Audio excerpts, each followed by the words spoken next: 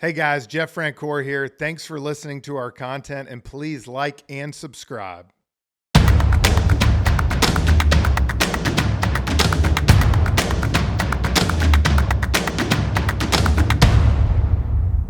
Jeff Francoeur here with Pure Athlete. Before we get to today's guest, I want to share with everyone that we have our first partnership with Booster. Now, Booster is the high school sports #1 athletic fundraising for teams and groups.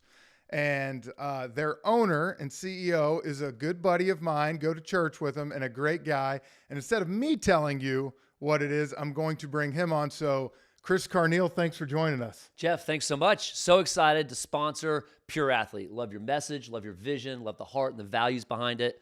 I'm a former college athlete. I'm a coach of my boys and my daughters as well, basketball and baseball. And our company I started 20 years ago, we work with schools, K through 12, and we serve them by raising funds. The past 20 years, we've raised schools, teams, and groups over $600 million, and we want to continue to serve more schools. So if you're interested in hearing how we can come to your sports team, your school, or your group, choosebooster.com. Again, go to choosebooster.com. Chris, thanks for being a part of this. A big supporter of youth athletics, high school athletics, and we're looking forward to a good partnership with you, man. Absolutely. Love what you guys are doing. Look forward to serving and helping schools raise funds.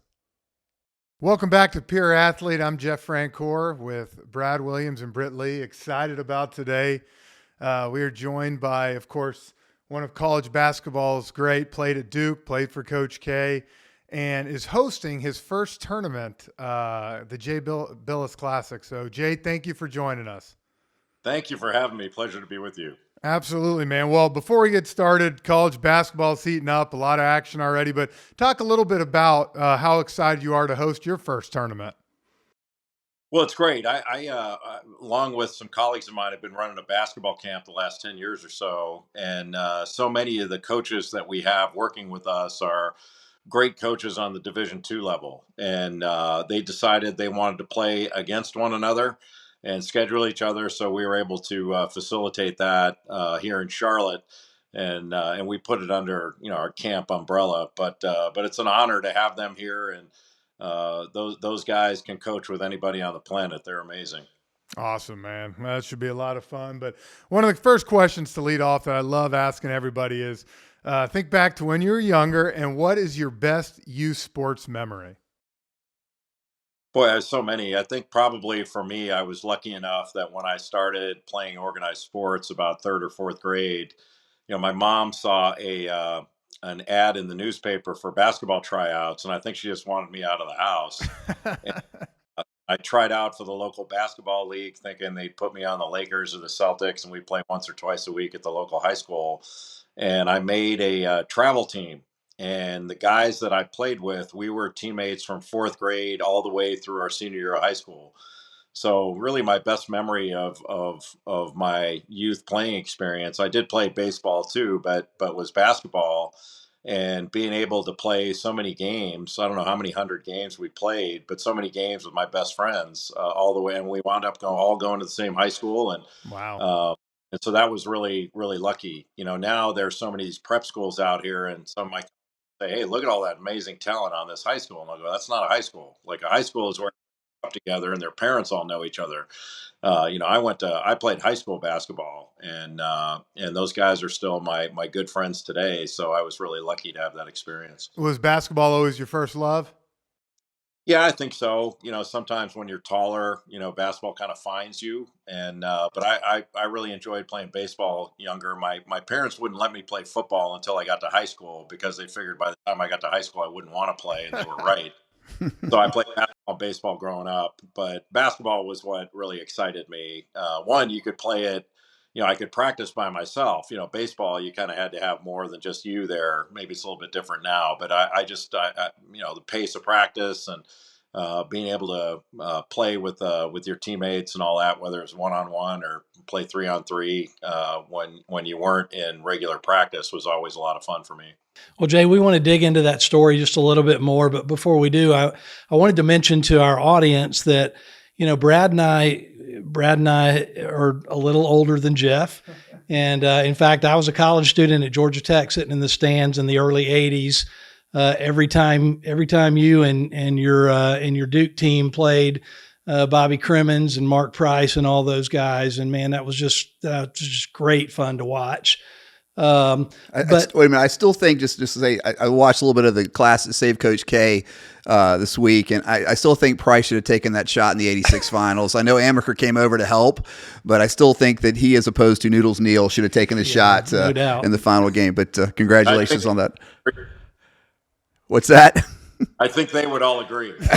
Yeah, for sure. Sorry, Brittany. No, but anyway, Brad and I, as he said, about 5-6 years ago, we both had kids going through the youth sports journey, and Brad happened upon your book, and I've got a copy of it right here, and he passed it on to me, and we both read it and talked all through it. And let me just say that it made a huge impact on how we coached up our kids, taught our kids, read different excerpts of it from our kids. And on top of that, we just enjoyed the heck out of it because a lot of the stories that were in there were things that we kind of lived through as sports fans. So we want to spend a lot of time today digging into some of the content in your book and hearing directly from you about it. But before we do that, we do want to ask you just a few more questions just about your youth sports journey. And you just kind of mentioned that you played baseball a little bit, basketball, football. What did that look like as you got into middle school and high school, and when did you kind of settle in on basketball? Well, it was, I remember it being kind of a pure experience. Everybody played. All my friends were athletes, and we played whatever was in season. So it wasn't, you didn't specialize back then. And you were almost required to. That's when I remember it becoming an issue. Was the coaches that I played for in high school were pretty territorial, and if you didn't commit to their sport, they kind of held it against you a little bit. At least that was my feeling. But I committed to basketball after my sophomore year in high school. I played basketball and baseball up until then. I just realized basketball is where I wanted to be, but it was clearly where the coaches wanted you to be one or the other. They weren't as tolerant back then. It was just starting where they weren't as tolerant of multi-sport athletes. They wanted their sport to be number one. And I don't know whether that was about them or about what it took, but I didn't really examine that. But I committed fully to basketball, and I felt like it was my best sport and the one that had a future to it. And is the one I enjoyed the most. For some reason back then, baseball practice was extraordinarily boring. And I never got bored at basketball practice. So baseball practice still is boring. Trust me, after doing it for so long. But you talk about the coaches and your high school coaches and different things. What are a few of the characteristics that you loved about your coaches, and whether it was middle school, high school, that helped mold you, before you went on to Coach K?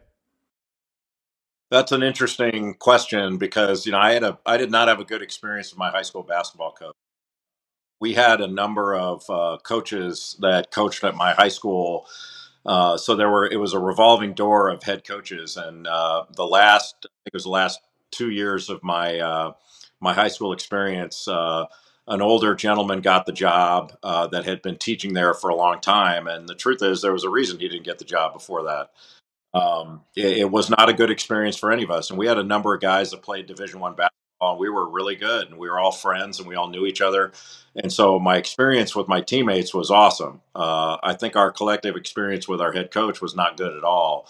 And I don't think it was individual to me, but it became miserable to deal with them. And I just never understood. I mean, I deal a lot with coaches now in the camp that I have, and we have a coaches academy that I don't know that we're qualified to do it, but we try to teach young coaches how to do this and how to do it right. Not just from a technical aspect, but from, in dealing with young players and parents, all that stuff. And one of the things that I talk about a lot is coaches fall all over themselves talking about only 5% of athletes are going to go on and play beyond high school. So if you really think about that, and if you think it's true, well, then your requirement as a high school coach, and I think it is a requirement, is to make that experience a positive one for all of your players. Since such a small group are going to go on beyond that, that's the end of the line for most of those players in organized sports. And whether you are the most knowledgeable X and O coach on the planet or the least knowledgeable or something in between. I don't think your players are going to hold you to that standard. They want to be treated right. And doesn't mean you can't coach them hard and all that stuff, but they have to be treated well, and you have to be invested in their well-being. And I think I see too much of where they're not, and that's a big deal for me. My youth coach was a guy named Dick Spidell, and he was very demanding, but he was never demeaning to us. And he was the first one that made me feel like I was really good, and it was uplifting. And as a result, you wanted to do more, not only for him but for yourself, and you held yourself to a higher standard because of how he made you feel about yourself as a player and a contributor. And he was the first one, when my 8th grade year was ending, and I was about to go to high school. I went to a really big high school, and I was unsure, like, am I going to be able to compete at that level? And I asked him, do you think I can make the team? And he looked at me and he said, make the team. And he goes, you're going to be the best player this high school's ever had. Wow. And when he said that, I had a totally different view of myself. I didn't think of myself that way. So, your coaches have a unique ability to lift you up or tear you down. And why any coach would choose to tear down a young person is beyond my comprehension. It doesn't mean you're dishonest with a player and tell them they're more than they are, or all that. But every player you have contributes to the success of the team, whether they play significant minutes or not. And if you're not acknowledging that and nurturing it, I think you're making a mistake as a coach and a leader. Those are important aspects of coaching. Jay, what advice can you give to kids today who are kind of struggling with that, with a coach that may be more of a transactional type of coach, like you, and really what kind of got you through high school dealing with that coach? Can you give some advice to kids who are kind of struggling through that? I don't know what got me through it, except I didn't have a choice, and that was what was so important to me. I was being recruited, and I was lucky. I knew I was going to play after high school. By the time I was a sophomore in high school, my college decision came down to who I wanted to play for most, not what school was best for me. And that's probably not the right way to do it, but that was what I was confronted with. When I was making my decision on where to go to college, I realized that was the only time in my athletic life I was going to get to choose who I played for. You don't get to choose who your high school coach is. And when you go to the pro ranks, you're drafted. You don't choose where you play. In college, I got to choose, and I was not going to screw that up, because I wanted to play for somebody that I wanted to be around and that I trusted. And that was a big factor. I didn't trust my high school coach, and there was a reason behind that. And we had really good players. So we had a number of guys that played beyond high school, but we had more that didn't. And those are my teammates that I feel for the most, because that was the lasting memory they have of their organized sports experience, was that negative interaction they had with our high school coach. And he never came. It wasn't a type of relationship where later on in life we all did some really cool things. I never invited him to a Final Four. I never came to one of my high school, one of my college or pro games. We didn't have that kind of relationship. And my college teammates, my pro teammates who did have that with their high school coaches, I thought were really lucky. I don't know whether they were really lucky or I was just really unlucky. But look at it from the standpoint of his sort of his benefit or lack thereof. That look what he missed out on. He missed out on enjoying a lifelong relationship with his players. Everything ended when we left. And we had a reunion years later. We all got together with our wives when we were in our early 50s, and my wife left there saying, didn't it strike you funny that nobody thought to invite your high school coach? And I thought he was living at that time, and I told her, I said, well, none of us did, but there's a reason why none of us did. And it's just it's kind of unfortunate for everyone. But when it really comes down to it, I actually think it was most unfortunate for him. I'm a high school athletic director, Jay, and one of the things that our coaches try to strive for is we want these kids to invite them to their weddings, their coaches to their weddings. If you've done that type of job in nurturing that child and that kid, that it meant that much to them that they'll invite you to their wedding. And so that's kind of, not always happens, but that's kind of the goal. Well, it's a relationship business, and at the end of it, look, I played for a number of different coaches in my athletic life. Some of them were really good, technically sound coaches. Others weren't as good. But I didn't judge them on that. I judged them on how they made us feel.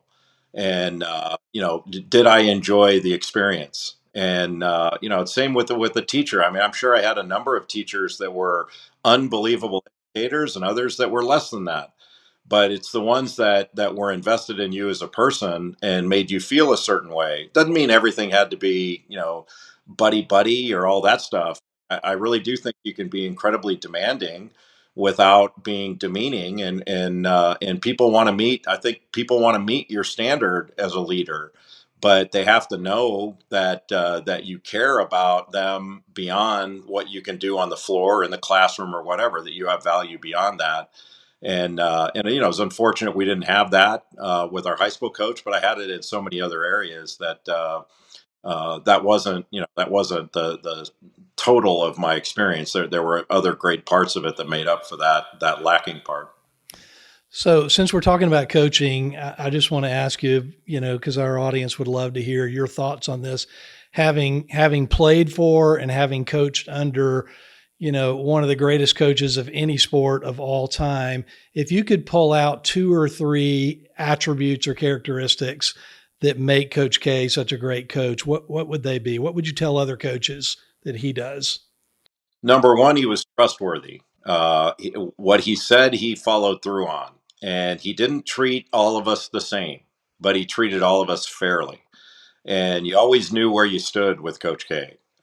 He was unfailingly honest in the way he assessed things, and he let you know it. And sometimes it wasn't pleasant, but you always knew. And he didn't drag whatever on court stuff. He didn't drag it off the court. So if you were not having a good week or not playing well, it didn't affect your off court relationship with him. He didn't walk in and say, okay, here's the guy who hasn't rebounded in a week.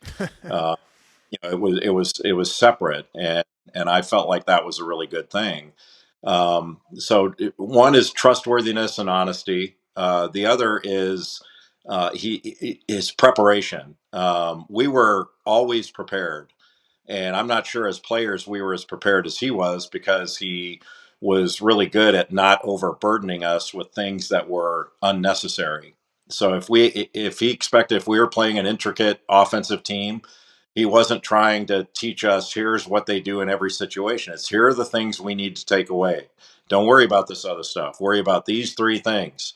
And so our game plans were difficult but simple in a way. And I would say trustworthiness, his preparation, and the last one would probably be his ability to make the complicated simple. That he was really good. When things were most frenzied, he was the most calm, and when things were too calm, he got crazy. So really good at that, but I think he did a really good job at making our existence as simple as possible. That here's what's important, and let's not get bogged down in the things that are not as important. He had his priorities completely in order that way. That's awesome. You switching over real quick to your book, Toughness. A lot of people think about physical toughness and having that, but you kind of define it different. Can you kind of walk us through a little bit on that and kind of how that plays into sports for kids? Yeah, I think growing up, I think maybe even though I'm older than you guys, our experiences were probably similar in that our coaches preached toughness, but nobody ever defined it for us. It's something you had to learn over time through osmosis, and maybe what our coaches meant. And for me, I boiled it down, at least in a basketball player, to, to me, the toughest players were the ones who were easy to play with and really hard to play against.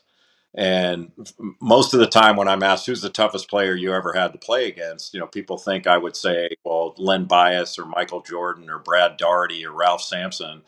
And it wasn't that. It was a guy named John Ebeling who played at Southern, and I played against John overseas professionally in Italy.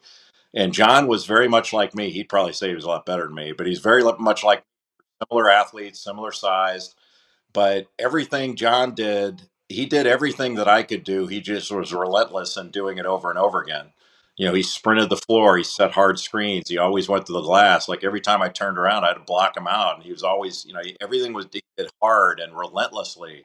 And relentless is pretty hard to beat. And at the end of every game, I was always, I don't really want to play against him again.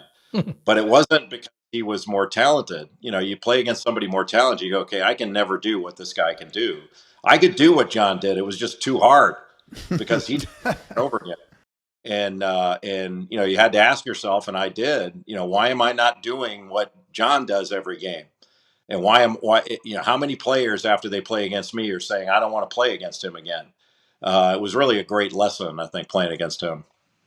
Yeah, I had his name written down on my notes. I remember you talking about him in the book. Why Toughness, Jay? What was it? I mean, how many books you may have in you in a lifetime, but what was it? What was this topic that kind of resonated so much that you wanted to focus on it?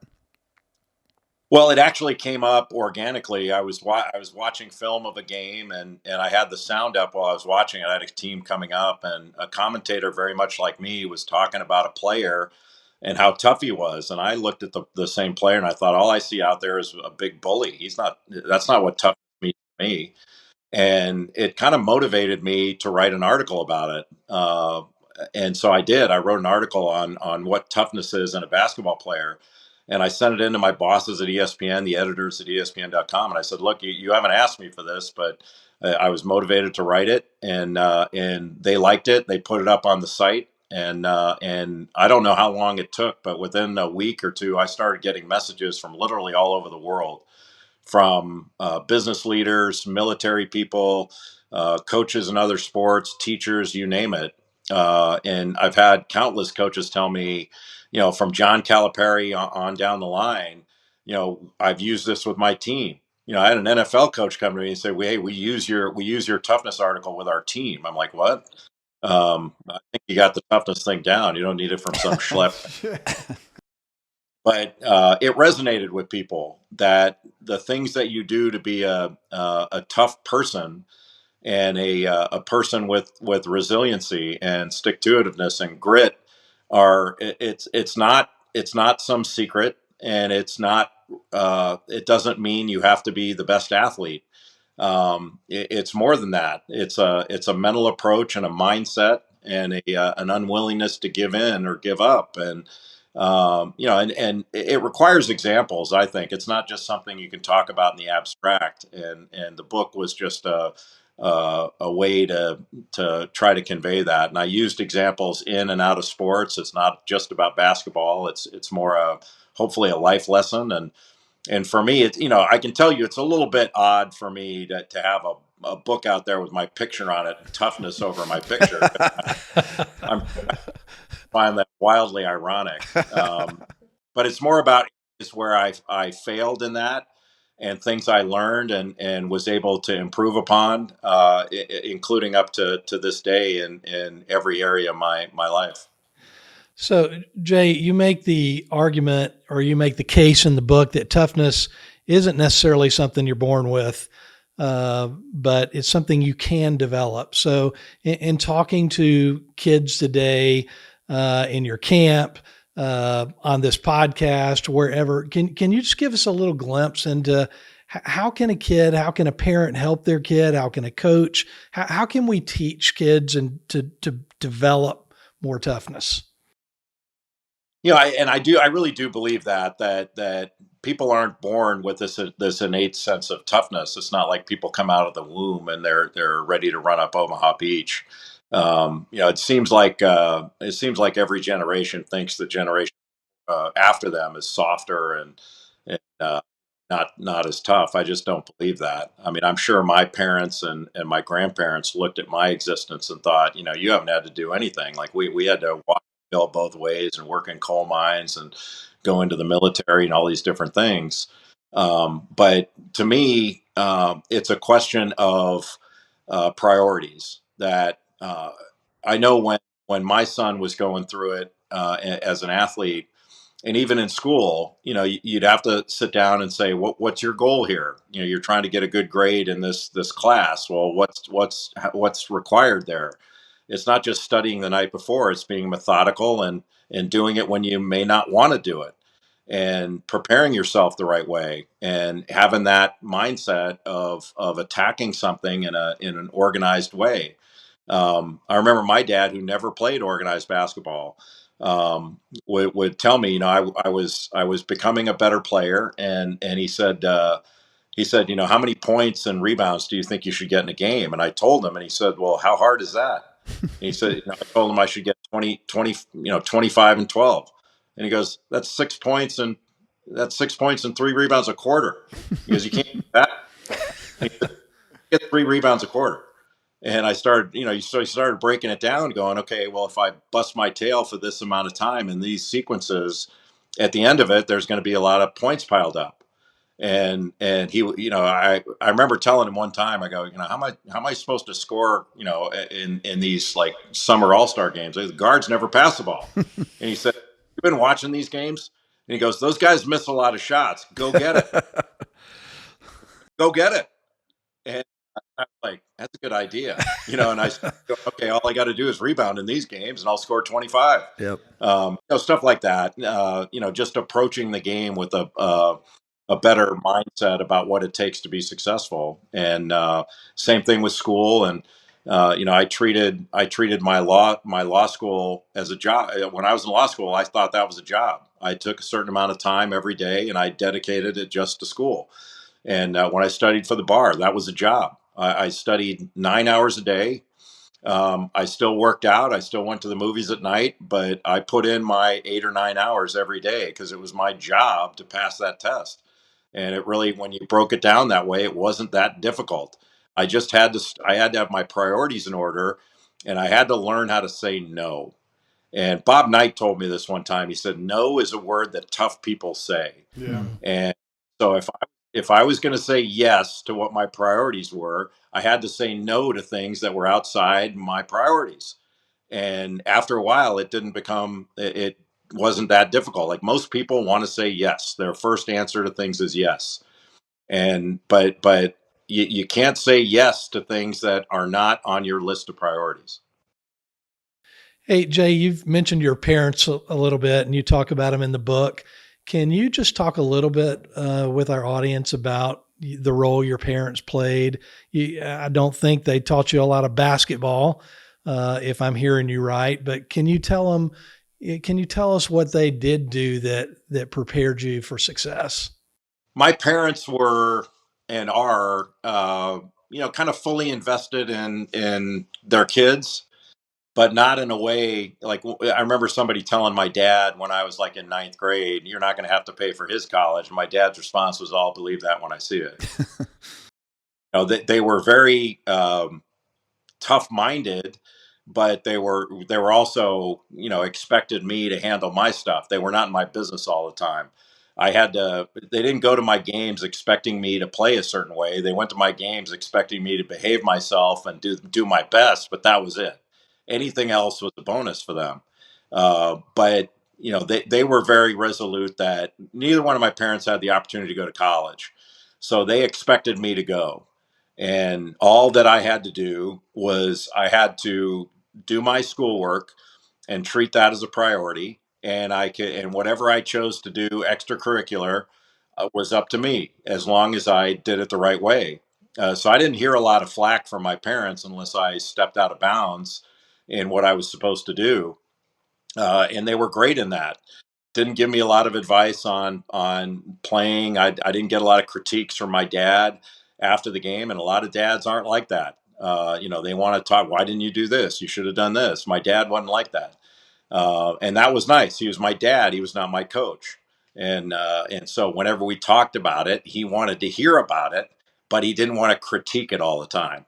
And that was really nice. That was a nice respite from, like, look, if your coach is going to beat you up, fine. I don't want to get beat up at home over the same thing. And so that was really nice. I was really lucky that I had them for that.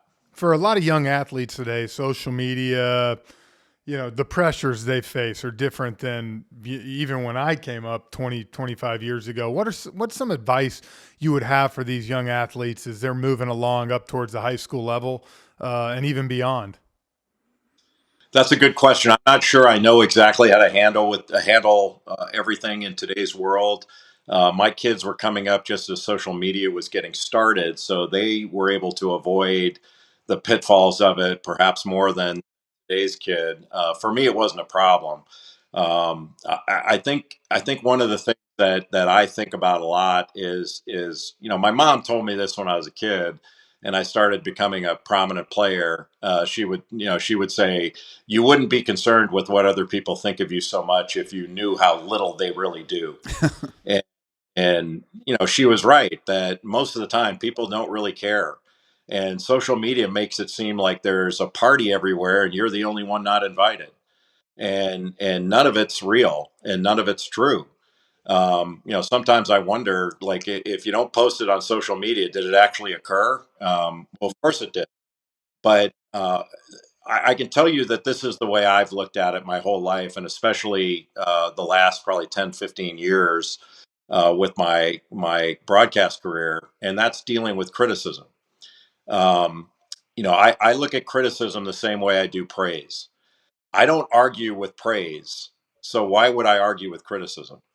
If somebody has something critical to say or a critical opinion of me or my performance, I do a few things when I hear that or when I read it. Number one, I ask, is it right? Is what they said right? If it's right, then I need to act positively upon it and improve upon it. The second, is it reasonable? Is the criticism I got here reasonable? If it's reasonable, I consider it, and then I determine whether it's right or wrong. If it's unreasonable, I dismiss it and don't even think about it. I cannot reason with unreasonable, and I'm not going to let it in. And I have a really good friend named Mark Allery. We were teammates in college. And we were discussing a film session that we had with Coach K where he beat us up pretty good. And it really affected me. And Mark said, "Well, I didn't even watch that." I'm like, "What do you mean you didn't watch that? How could you not watch it?" He says, if there, and he said he had a good reason. He said, if there's something technical we need to deal with, we're not in the right position. If something I can act upon, I'm all in. If I'm just going to get beat up and my confidence is going to get shattered, and he said, I don't even pay attention to that. And he said, I've got a memory bank that nobody gets in but me. And he said, I have to draw on that memory bank when things get difficult, and nobody gets in there but me. And if you're going to get in my memory bank and plant some crap in there, it's not happening.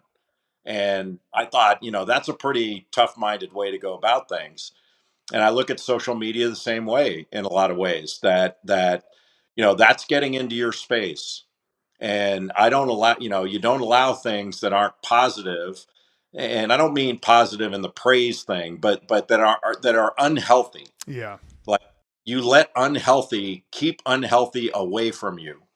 And you gravitate toward healthy people in interactions, and you say no to unhealthy, and extract yourself from unhealthy situations.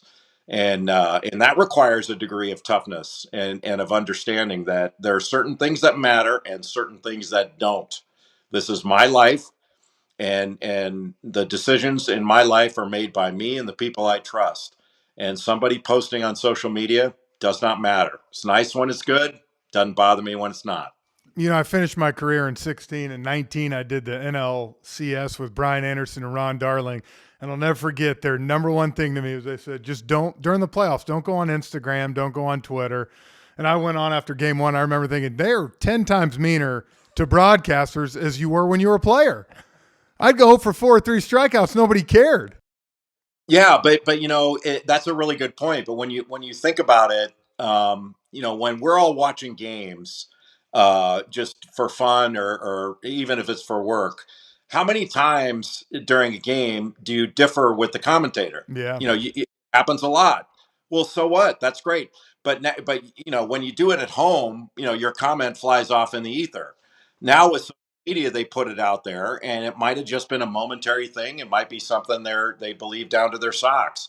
But what does that matter? The only thing that matters are your bosses, your colleagues, and all that stuff. But there are times when on social media, you say something in game and you realize, you know what, the person opining on that's fair point.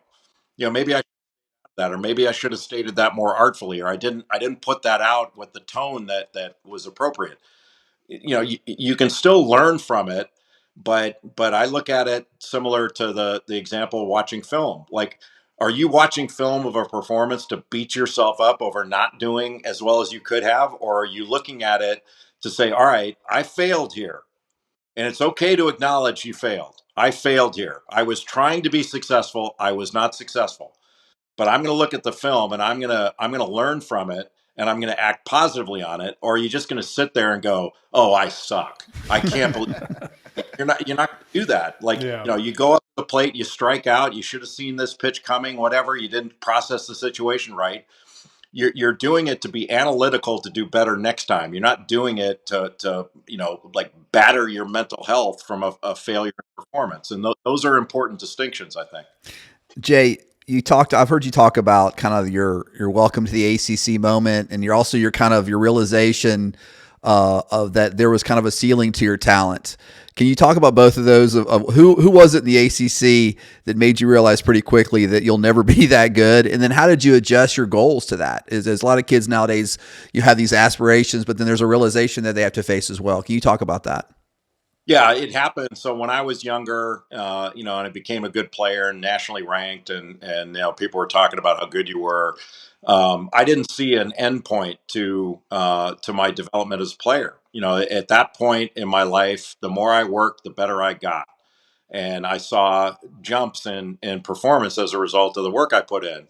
And when I got to college and was playing in the ACC, my first ACC game, I had to guard Ralph Sampson. It was 3-time National Player of the Year, first pick in the draft, one of the greatest players to ever walk a basketball court. And he scored 36 points on me the first time I played against him. And I was despondent afterwards, thinking, I got something else to do. I mean, I can. And then 2 weeks later, he put up 40 on Herb Williams and Clark Kellogg at Ohio State. And I was like, maybe I don't suck as bad as I thought. Those are both pretty good. But one of the things it taught me was I did see a ceiling for the first time. I'll never be able to do that. There were certain things athletically that guys could do that, okay, I can't do that. I'm not going to be able to do that. But just because I was out talented in certain games didn't mean I couldn't win. And that was the difference, that there were things that I could do to impact winning, even though I couldn't be as good as my counterpart. And those are important distinctions. You can still figure out a way to win and figure out a way to impact the game and to be good. And, just because I realized I wasn't going to be as good as some of the greatest players in the game didn't mean I didn't believe I was good. I knew I was good. But at the same time, it was a sobering reminder that hey, you're not going to be able to rely on talent to win. You have to do. And I looked at it the same way I would, taking a test or a performance in a Broadway show. You do all this work to prepare yourself for an exam, and all that work did not entitle you to a good performance on the exam. It puts you in the best position of it, but you still had to be prepared to walk in there and perform when the test starts. Same thing in a Broadway show. You can rehearse all you want to and have it knocked, but when the curtain goes up, if you're not in the right mindset to perform in that moment, all that work isn't going to entitle you to that. Same thing in a ball game. You take great confidence from your work, but you are not entitled to play well because of that. You'd better play when the lights are on, and those can be two different things. Jay, we've got just two more questions we're going to ask you here, and one of them has to do with the whole area of recruiting. And, as close as you are to college basketball and the way things are today, which are just different than they were even 5 years ago, but with the transfer portal, I guess if you're a 5-star blue chip player, then, things are pretty much the same.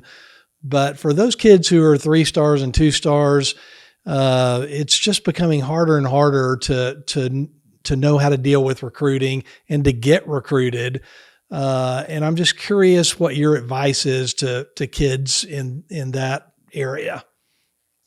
Yeah, that can be difficult, especially if you're a little bit further down the rankings list as far as just getting recruited. I have to tell parents all the time. They'll say, "Well, how do I get my son seen?" And I'll ask them, "Well, where do you live?" Thinking they might live in Fargo, Fargo. And they said, "Well, we live in Washington D.C." And you have to tell them, "Your son has been seen." Um, it's pretty rare that players aren't seen now. They're seen. The question is, how are they regarded? And to me, recruiting, especially when you're one of the top recruits, can be intoxicating.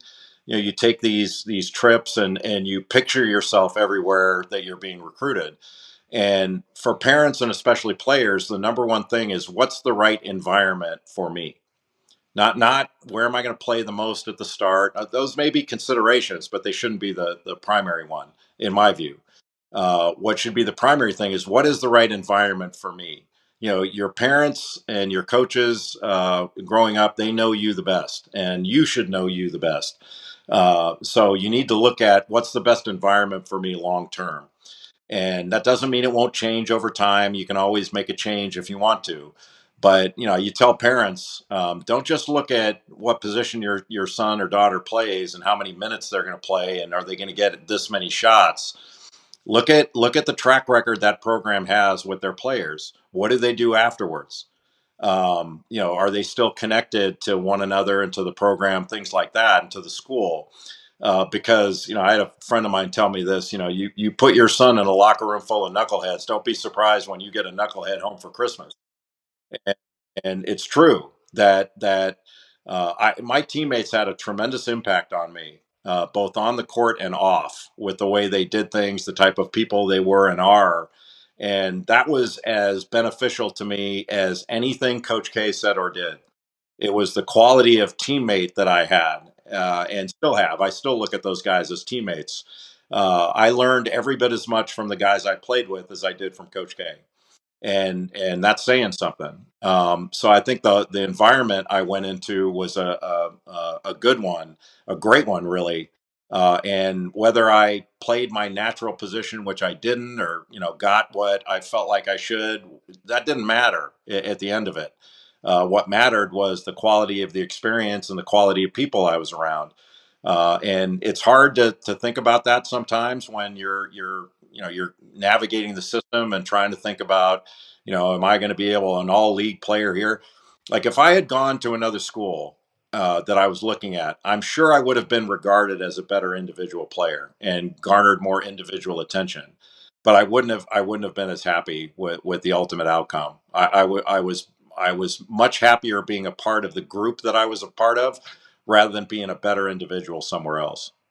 Finishing up, Jay, you talked about your parents being, key parts for you growing up. What's one or two things that they instilled in you that, you kind of took and instilled in your kids to pass along? My parents were big on acting the right way and making sure that you were good to everyone. My mom would always, talked about, it doesn't cost you a nickel to be nice. And they were different. Like I think my dad was fine with me being a competitor on the floor, but as soon as the game was over, the second the buzzer went off, that the game's over. And so don't carry a feeling from the game into your interaction with your opponents afterwards or the media or all that stuff. He said, like if I were to ever act inappropriately after a game and use the excuse, well, I'm a competitor. He's like, competition was over. Like competitor once the game's over.